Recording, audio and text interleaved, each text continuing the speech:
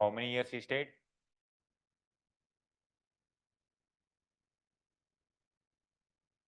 58 to 1707. 59 or 49?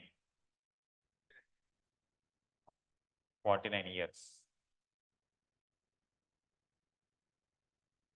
Suppose if he is like Akbar, empire would have been much stronger. But he is almost like opposite to Akbar, and now it caused decline.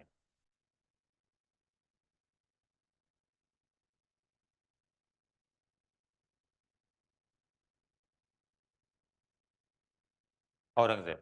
Generally, what points you know? Anything? Intolerant. Okay. Okay. Cruel. Okay. Okay. Jizya tax, which was abolished by Akbar, is going to reimpose. All right. Anything? Something? Wars and succession. Yes. Wars and continuous wars and battles. Okay. He wanted to expand his empire. Okay. Other kingdoms also emerged during his period, and they were rising, particularly Shivaji. Shivaji created a small kingdom, and after his death, Marathas trying to fight against the Mughals. Yes. Any people who fought against Aurangzeb? Okay. Anything like in the north? Okay. That is Marathas. What happened during Jahangir period, Sikhs and Jahangir?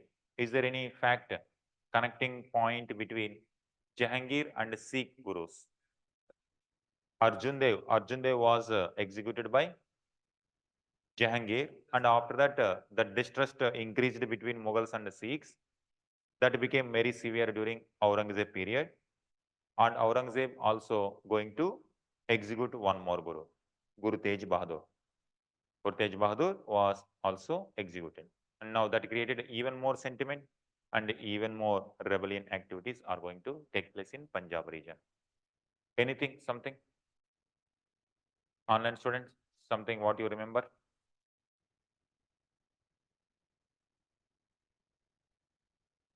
He was the last strongest Mughal emperor. Okay. And thereafter, many people within like after Iltutmish, you remember? Iltutmish was very powerful. Immediately after Iltutmish, his own sons were killed by nobles. His own nobles became very powerful. Same is the case immediately after his death. His own sons are going to become puppets of the nobles. Nobles are going to rule, and the nobles declare themselves as next Nawabs. And those were the Nawabs who are going to fight with the British. But independently, can they fight with the British? Now, when Shah Jahan was there, Mughal Empire was very powerful. They were able to defeat. And similar kind of European style only, few army only. They were not having large scale army, very few army, limited number of soldiers, but technologically they were superior. And with a small number of troops, they are going to defeat one after the nobles, the successors of the Aurangzeb. That is going to be huge impact of Aurangzeb. Anything? Some like during his time period, monuments wise, he did not make because most of his time is going for wars and battles only. For his wife, like Taj Mahal, similar to Taj Mahal, he built one in Aurangabad region only. Bibi Ka Maqbara, there is that is the monument. Apart from that, he was not able to, because most of his revenue is whatever he is collecting going for wars only. He did not have much time also to patronize. He did not have much interest also. During his period, musicians, whoever were there in the Mughal court, they were also given that not to stay here. They were vacated because he himself was not interested. But before he take all these decisions, yet in his childhood, he was a good Veena player. In his childhood, he was not like that. as the circumstances were going, and he became like that. When in case of Akbar also, as he's grown up in a liberal atmosphere, he got those liberal ideas. Initially, he was liberal, but after some time, due to political reasons, he is going to associate with orthodox sections of Mughal Empire. Because Dara Shikoh,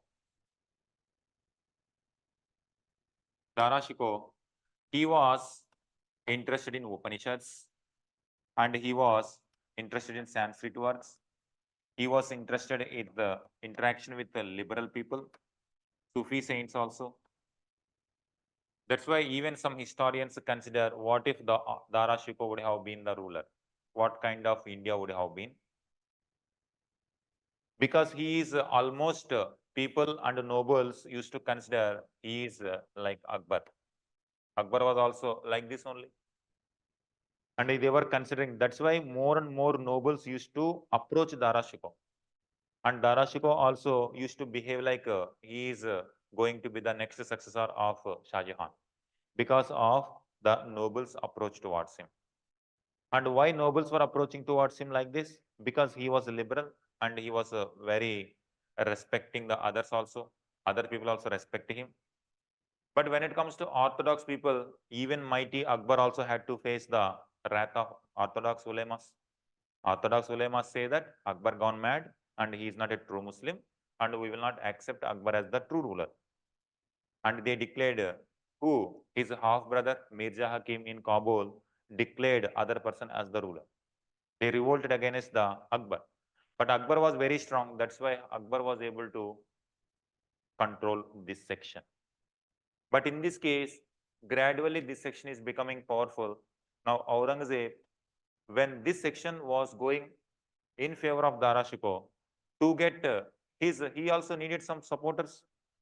He has to take the supporters, and he is going to take the support of this. Once he become the ruler, and he is going to satisfy orthodox ulemas, and gradually one after the other it creates. So one step goes, if something goes wrong, now it will create some kind of reaction, and action reaction that goes in completely in a wrong direction.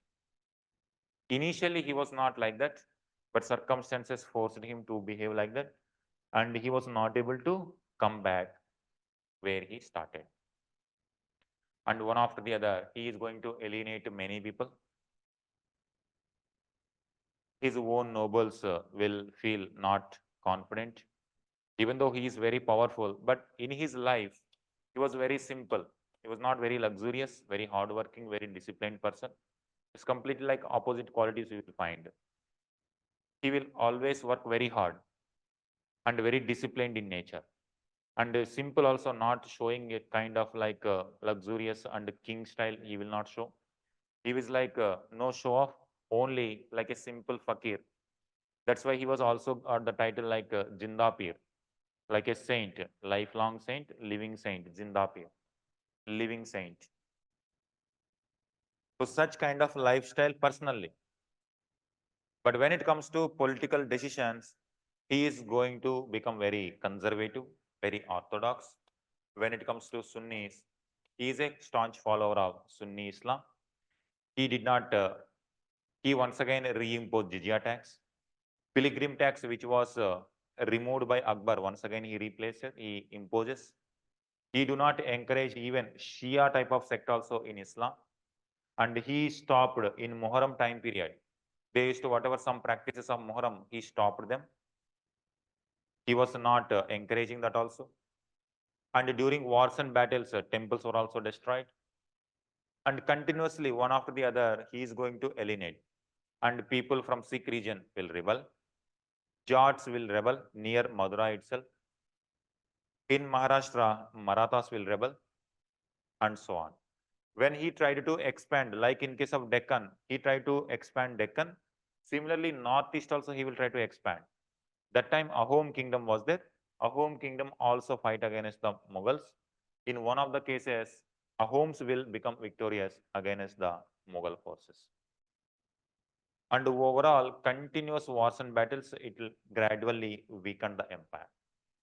Mansabdari system and Jagirdari system, those were the administrative mechanisms. There were so many officers, but there were less Jagirs. You need to pay the salaries to the officers. This salary will come in the form of Jagir, but there were so many officers, Jagirs were not readily available. They had to wait after 1 year, 6 months, they will get the Jagir. And after 6 months, salaries are delayed. Now, once they get the Jagirs, what they will do? They will extract as much as they can. In that way, every section of the population going to be alienated. Immediately after his death, the entire Mughal Empire starts collapsing. Within just 2 decades, it attracted the attention of a Persian ruler also, that is Nadir Shah came and sacked Delhi. So that was the condition during his period. So some issues seem like Akbar, but we are going to see in a reversal way. One after the other, let us write. Aurangzeb, religious policy. Aurangzeb, religious policy.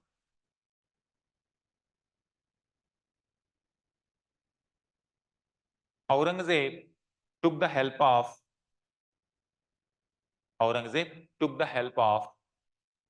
Orthodox nobles. Orthodox nobles in his succession struggle with his brother Darashiko.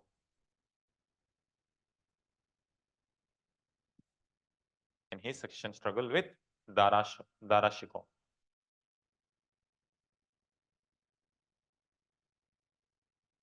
Darashiko was a liberal one. Darashiko was a liberal one. He was very much approachable to all types of nobles.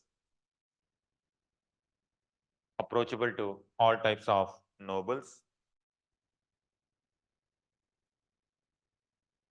He showed interest in all religions. He showed interest in all religions.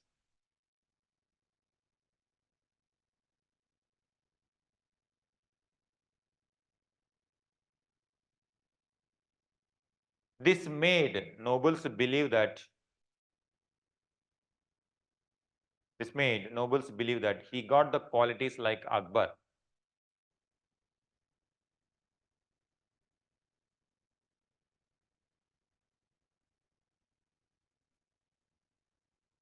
And he may become the next ruler. He may become the next ruler. But when it comes to military tactics, he was overconfident. He was overconfident and could not estimate the military tactics of Aurangzeb. And could not estimate the military tactics of Aurangzeb.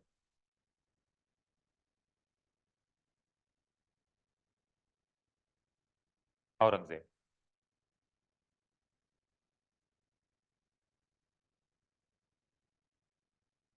In order to, next point, in order to get the support from nobles,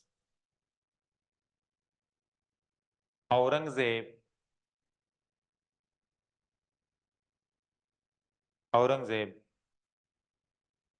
took the support of Orthodox sections.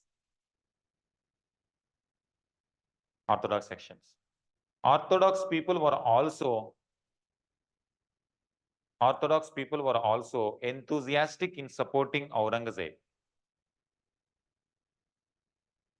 Also enthusiastic in supporting Aurangzeb.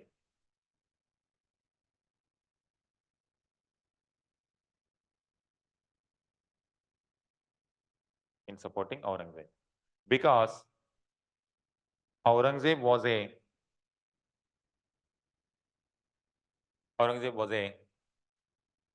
strong Sunni follower. very regular in his prayers, very regular in his prayers, and he lives a very simple life. He lives a very simple life. It attracted the orthodox nobles.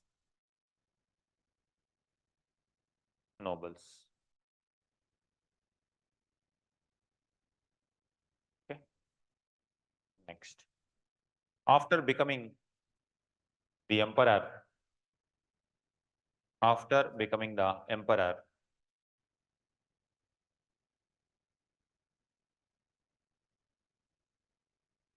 the following developments have taken place. One after the other, you can list out. The following developments have taken place. Number one, reimposed jizya.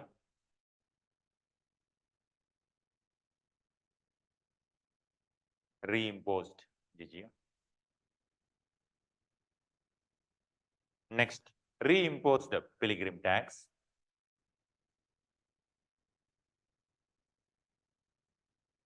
Reimposed pilgrim tax. Next, temple destruction in conflicts. In conflicts. Temple destruction in conflicts.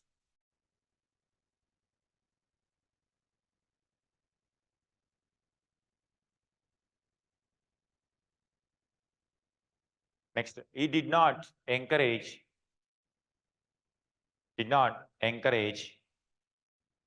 the non-Islamic practices like Jeroka Darshan. It was Hindu practice like Jeroka Darshan. Jeroka.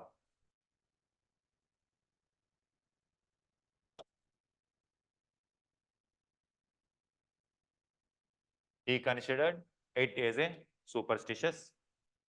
People used to believe that if they see Raja, then their problems will be solved automatically because he is like a god. Like why people go to temple? When they visit temple, and people believe that with the blessings of God, their problems will be solved. And Raja was also like that, Jeroka Darshan and giving the blessings. According to Aurangzeb, that is superstition. That should not be done. Jeroka Darshan. Next, he did not encourage music and painting. You can see during whose time period paintings became zenith, peak stage. Jahangir time period. And now there is no such now. Nothing like that. Did not encourage musicians and painters. They had to migrate to the new regions for their livelihood.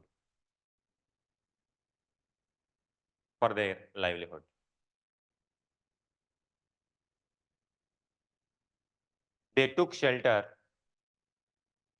mainly in Rajput courts because they encourage music, they encourage painting. Rajput courts and other Hindu Rajas like Himachal Pradesh and Jammu.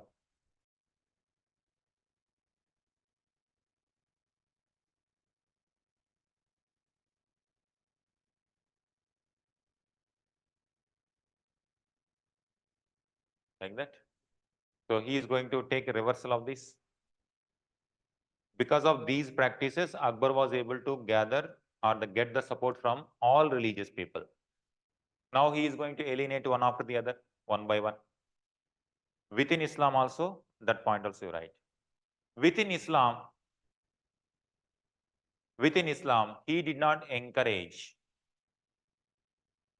Within Islam also, he did not encourage non-Sunni traditions.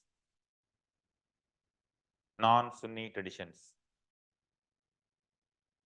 For example, Muharram practices were abolished. Practices were abolished by him.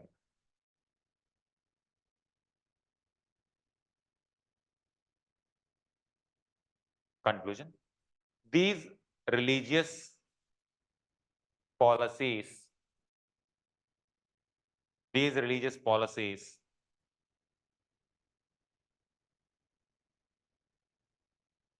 alienated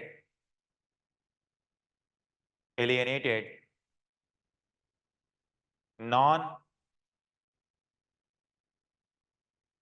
non-Islamic people. It caused resentment. It caused resentment among people like Sikhs and Jats.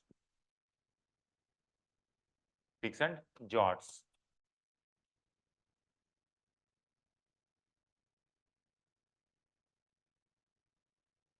Sikhs and Jats.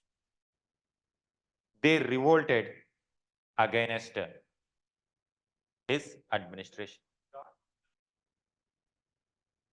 Okay. Is it double T? No, double E.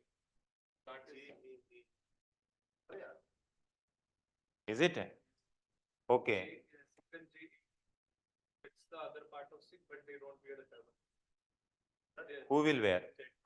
Who will wear? Sikhs wear the turban. Okay. And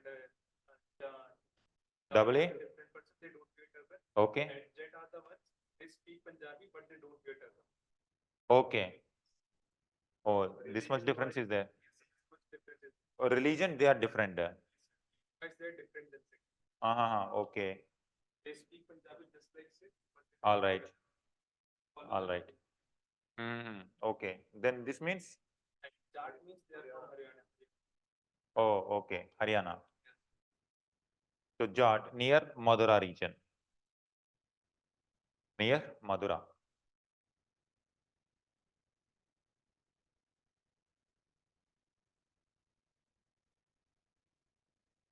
Madura. This is about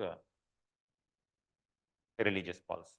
Next one, Deccan policy. Someone online student is asking, can someone read it? Okay, both are same. Generally, I used to read in books like this, JAT. Okay, a different. Okay, okay. All right. All right then. So maybe subtle difference will be there. All right. Next, Deccan policy.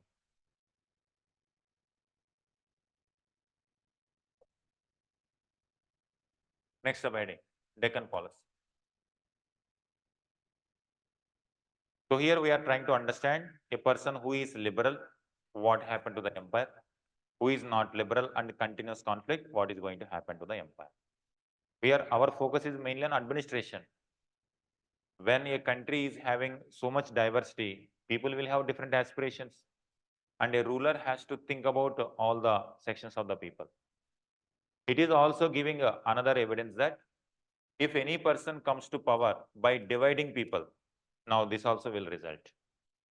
Because once you enter into the power, now you have to support one section of the people. Now in appeasing one section of the people, you are going to alienate other sections of the people. That is also one lesson which we are going to learn the lessons. And also conciliatory policy, if somebody is asking something and the ruler has to give concessions, if there is any kind of grievance, ruler has to give the solution to that, then only this problem will not become very big. If ruler will ignore these problems and if they are completely suppressed their voice, in the modern day democracy, people raise the voice against any kind of injustice. And if the voice, instead of solving this problem, if voice itself is stopped, suppressed, for some time it will be there, but after some time it will rise and it will become huge protest. Like in case of present day, in democracy, in present day government, we are not like a rulers, kingdoms. Ours is like a democracy. In democracy, whoever in power, either prime minister or chief minister, whatever may be the party, and central government or state government, if they suppress any kind of protest by through police or through paramilitary, for some time period, they bring law and order in the country. But this problem will continue persist because the original problem not yet solved. And this is going to create a huge protest once again. And that time, governments also cannot handle. Like Bangladesh, there were some kind of problems. Had they been solved, this kind of huge protest may not happen. Same like Sri Lanka. And in our case also, like during farmer protest, so much protest have happened. While forming the laws itself, if it is widely consulted, that means people participation in the law making, asking the questions, people themselves will give the answers. If they participate, if there is any anger during the framing of law stage itself, government will come to know. Okay, these are the problems, and let us not include these provisions in the law itself. But while making law, they did not consult, suppose. Then after passing law, people will protest. Now this protest will continue. If laws are not returned, then that protest will continue. And finally, government also had withdrawn these laws. But problem will persist after that also. That's how in the present day democracy, if there is any kind of problem, if government do not respond, that problem will persist and tomorrow it is going to become very severe problem. Same in this case also, when some problems emerged during Aurangzeb time period, instead of solving them, he tried to suppress them. Because of that, more and more people started protesting. Deccan policy is one such thing. Let us write one by one. Aurangzeb wanted to control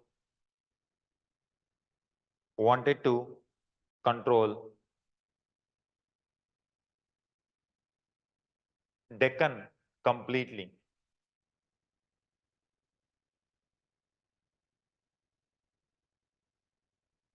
Wanted to control Deccan completely.